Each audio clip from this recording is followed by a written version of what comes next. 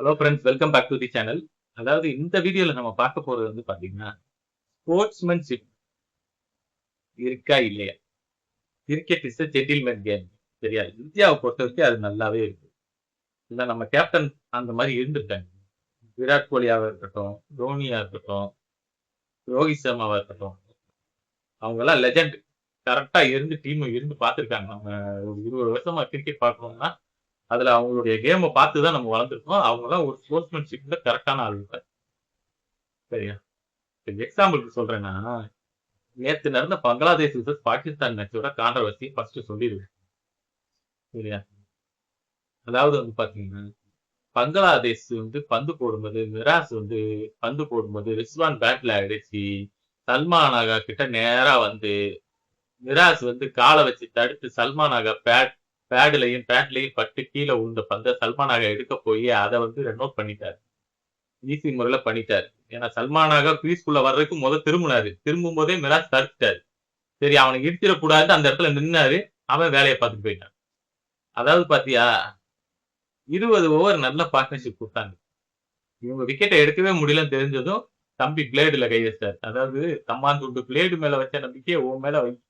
அந்த கதை தான் நேத்து. ஆனா பங்களாதேஷுக்கு தரமான தரமான அடி கொடுத்துட்டாங்க பாகிஸ்தானுக்கு. அதை வந்து நம்ம ரிவ்யூல பேசிக்குவோம். இந்த இடத்துல வந்து பங்களாதேஷ் அவங்களோட ஸ்போர்ட்ஸ்மேன்ஷிப்ல இல்ல. அதாவது என்ன சொல்றாங்க, ஒரு நியாயமான முறையில கிரிக்கெட் விளையாடலுங்க. ஒரு கேப்டன் இந்த தப்ப பண்ணிருக்காரு. கேப்டன் இந்த தப்ப பண்ணிட்டு இருக்காரு. பிளேயர் எல்லாம் சப்போர்ட் பண்றாங்க. சல்மானாக பேசி பாக்குறாரு. நீ வந்ததுனால திருப்பி என்னால பேட் வைக்க முடியல. அந்த வீடியோல அப்படியே தெரியும். அவர் திரும்புவாரு, அவன் குறுக்கால வந்துருவான். சரிட்டு அவன் காலிலே அடிச்சிருவான். அது இவர் மேலையும் போடும், எல்லாத்துலயும் இவர் மேலையும் போடும். பட்டதுக்கு அப்புறம் எடுத்து அதை ரன் அவுட் பண்றது ரொம்ப தப்பு. கிரிக்கெட் புக்ல அது அவுட். ஆனா ஒரு ஜென்டில்மேன் கேமா இது தப்பு, ரொம்ப தப்பு. ஸ்போர்ட்ஸ்மேன்ஷிப் பங்களாதேஷ் கிட்ட சுத்தமாவே கிடையாது. பல தடவை காட்டியிருக்காங்க. அது தெரியாம பாகிஸ்தான் இந்த மாதிரி கொஞ்சம் கேர்லெஸ்ஸா இருந்தது தப்பு தான். சரியா? அவங்களுக்கு போய் பாகிஸ்தான் சப்போர்ட் எல்லாம் போய் பண்ணாங்க. தப்பு தான். ஸ்போர்ட்ஸ்மேன்ஷிப் பங்களாதேஷ்ல இல்ல. அதனாலதான் ஒரு 3 மாசத்துக்கு ஒருக்க ஒவ்வொரு டூருக்கு ஒருக்கெல்லாம் ஒரு கேப்டனை மாத்திட்டு இருக்காங்க. இன்னும் சரிப்பட்டு வராது. இந்த அவுட்டா இல்லையாங்கிறது சொல்லுங்க. இப்ப நம்ம விஷயத்துக்கு வரும். இப்ப இதெல்லாம் பார்க்கும்போது நம்மளோட கேப்டன்ஸ் எல்லாம் வந்து நமக்கு தங்கம் தான். சரியா? இப்ப ரோஹித் சர்மாவை எடுத்துக்கோ. ஒரு ஐபிஎல் மேட்ச் கேப்டனா இருக்காரு மும்பைக்கு. குணால் பாண்டியா பந்து போட வர்றாரு. ஆப்போசிட் டீம் பஞ்சாப், கிறிஸ் கெயிலும் கேஎல் ராகுலும் இருக்காங்க. ரெண்டுமே பெரிய விக்கெட். கிறிஸ் கெயில் அடிக்கிற பந்து நேரா கேஎல் ராகுல் கிட்ட போய் அடிச்சு குணால் பாண்டியா கைக்கு வரும். அவர் ஸ்டெம்பில் போட்டுருவாரு. குணால் பாண்டியா தான் பந்து போடுவார், ஸ்டெம்பில் போட்டுருவாரு. ஆனா அந்த விக்கெட்டுக்கு குணால் பாண்டியா நினைச்சா அவுட் கேட்டார். அந்த விக்கெட்டுக்கு குணால் பாண்டியா போய் அவுட்டே கேட்டாரு. ஆனா ரோஹித் சர்மா அங்கிட்ட இருந்து வந்து அதெல்லாம் அவுட் கேட்கக்கூடாது, நாட் அவுட்ன்றார். அது தப்பான முறை. அவனை பந்து போட்டுதான் நம்ம ஜெயிக்கணும்.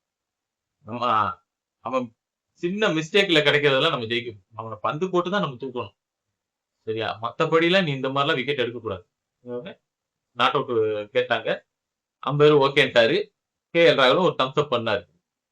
அதே இன்டர்நேஷனல் கிரிக்கெட்ல என்னப்பான்னு பாத்தீங்கன்னா, இன்டர்நேஷனல் கிரிக்கெட்ல சனங்கா வந்து ஒரு 100 போடப்படும். 99 இந்தியாவுக்கு அகைன்ஸ்ட் அடிக்கிறதே தெரியும். இந்தியாவுக்கு அகைன்ஸ்டா 99 ரன் அடிச்சாங்க. சரியா? அந்த இடத்துல சமி வந்து ஓடி வந்து சனங்கா ஓடி வரும்போது சனங்காவை ரன் அவுட் பண்ணுவாரு. கிரீஸை விட்டு வெளியே போயிட்டாரு, அதனால ரன் அவுட் அடிச்சேன், அவுட் கொடுன்ட்டு அம்பேர்ட்ட கேட்க. ரோஹித் சர்மாக்கு இது என்னன்னே புரியாது. ரோஹித் சர்மா வந்து இந்த அவுட்டை நான் வாபஸ் வாங்கிக்கிறேன், நீங்க பேட்டிங் ஆடுங்க, நீ கிளம்பு, நீ போய் பந்த போடு, ஏன் இந்த வேலை பாக்குறேன்ட்டாரு. அவன் இந்தியாவுக்கு அகைன்ஸ்டா 99 ரன் கஷ்டப்பட்டு அடிச்சிருக்கான். அவன் போய் ஸ்ட்ரைக்ல போய் மறுபடியும் 100 அடிச்சிட்டாரு. சரியா? ஆனா அந்த இடத்துல வந்து இது அவுட் தான். ஆனா அந்த ஸ்போர்ட்ஸ்மேன்ஷிப் அவர் விடல. சரியா? கேப்டன் என்னைக்குமே கேப்டனா தான் இருந்தாரு இந்த இடத்துல. தப்புப்பா, அவனை பந்து போட்டு நம்ம 99 ரன் அடிக்க விட்டுருக்கோம். ஆனா அவனை விக்கெட் எடுக்க முடியல. இந்த கட்டத்துல நம்ம இந்த மாதிரி பண்ணி விக்கெட் எடுக்கணுங்கிறது அவசியமே கிடையாதுன்னு சொல்லிட்டாரு. அது ஒரு எக்ஸாம்பிள். சரியா? இந்த மாதிரி நிறைய எக்ஸாம்பிள் சொல்லிட்டே போலாம். ஆனா சேவாக்கு ஒண்ணு நடந்தது. இதே ஸ்ரீலங்கா அவங்களோட ஸ்போர்ட்ஸ்மேன்ஷிப் எப்படி காட்டினாங்க? சேவாக்கு 99 ரன்ல இருக்காரு. ஒரு ரன் அடிச்சா டீமும் வின்னு, சேவாக்கும் 100. ஸ்ட்ரைக்ல சேவாக் தான் இருக்காரு. பந்து போட வந்தவரு நோபால் போடுறாரு. காலை வெளியே தூக்கி நோபால் போடுறாரு. அதையும் சிக்ஸ் அடிச்சிட்டாரு. ஒரு ரன்னுக்கு அவர் சிக்ஸ் அடிச்சிட்டாரு. செஞ்சுரி போட்டாருங்கிற ஒரு சந்தோஷம் இருந்துச்சு அவருக்குள்ள. செஞ்சுரி நீங்க கிடையாது 99 தான் அப்படின்ட்டாங்க. ஏன்னா அது no ball. No ball count வந்துரும். ஃப்ரீ 2 போனஸ் ஆட் ஆகாதுன்ட்டாங்க. அவ்வளவுதான் முடிஞ்சு. நோ பால்லே நீங்க வின்னு அப்படின்ட்டாங்க.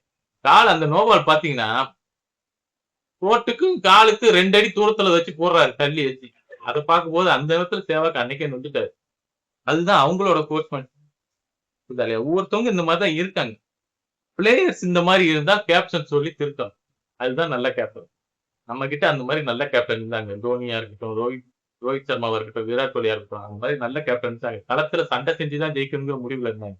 சீட்டிங் பண்ணி ஜெயிக்கணும், எங்கேயாவது ஒரு லூப் கோல் இருக்கும், அது மூலமா ஜெயிக்கணும்னு யாரும் பண்ணது இல்ல. அந்த மாதிரி பிளேயர்ஸ் பண்ணாங்கன்னா கூட கேப்டன் தடுத்து நிறுத்திருக்காங்க நம்ம கிட்ட இருந்த கேப்டன். சரியா? ஆனா இது தவறான செயல். அதேதான். ஏன்னா சச்சின் சாருக்கு கூட இந்த மாதிரி அவுட் வந்திருக்கும்.